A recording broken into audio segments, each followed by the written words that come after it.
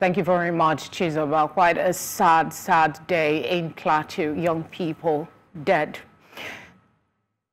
To take a look at what the update is and those who survived, what the government is doing, we're joined now by Musa Ashoms, Commissioner for Information, Plateau State. Thank you for giving us your time. Quickly, just talk to us about what the update is. Well, here figures are flying around. Are there official figures from the government as to the number of dead, those that are being treated and evacuated?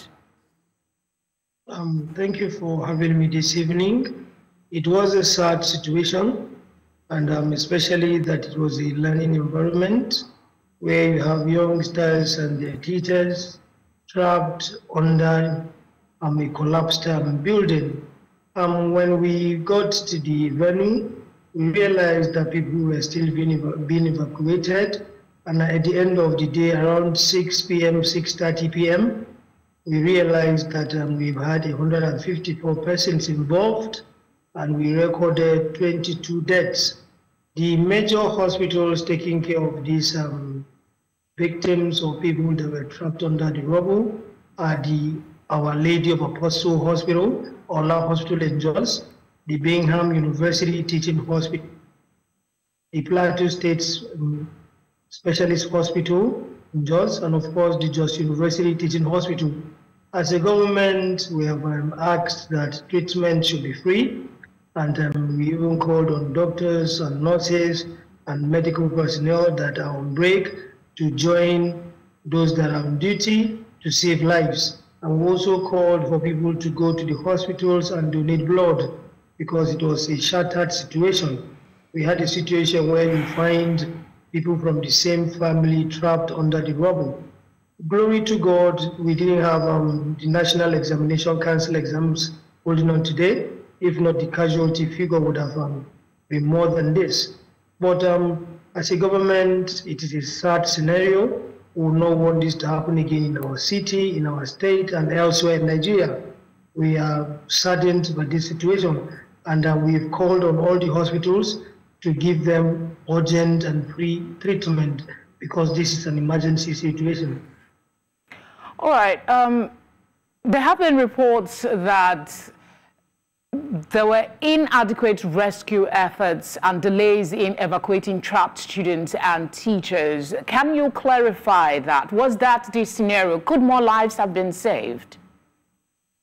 If you were at the scene which Cheesy was, you realize that non-state actors even presented their equipment so that this saving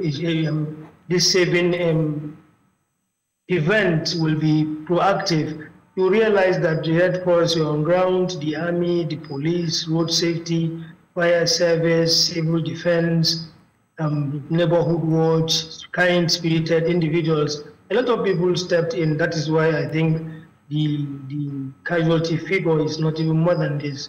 So the response time, I cannot say that it wasn't prompt. I cannot say that it wasn't apt. You will recall that Chizi told you even the military were there. The Commissioner of Police, Plateau State, with his team were on ground. The Brigade Commander, Safe Haven, the Nigerian Civil Defense Corps, Fire Service, State Emergency Management Agency, National Emergency Management Agency, and even non-governmental organizations all stepped in. It was a Plateau tragedy, so a lot of people stepped out. That's why we were able to evacuate these people to the hospitals. While they were evacuated, you realize that different vehicles carrying different names of associations and organizations were conveying them to these hospitals. And we made sure that even doctors, nurses, and other medical personnel that were on leave had to return back for this emergency. So I don't think that it is because there was no prompt response. For me, I think the structure was not well built, and it's quite unfortunate that we had to pass through this. All right, I'm going to interject and take you up on that quickly because I asked my colleague Chizoba earlier if there is information as to the integrity of this building before these children were allowed in. So I'm going to ask you that same question. Will there be punishment? You talked about efforts to avoid such a scenario in the future. I know these are early days, but what would be tentative actions that the government will be taking to ensure that we don't have this ever again, not only in Plateau State, but across the country? It is good that people adhere to building codes and ethics. We do not have the Nigerian Institution of Builders, the Nigerian Institute of Town Planners, Nigerian Institute of Architects, and we have these courses in the university for nothing. It is because we need to safeguard the lives of our people. We need to have beautiful buildings. We need to have buildings that will not kill our people.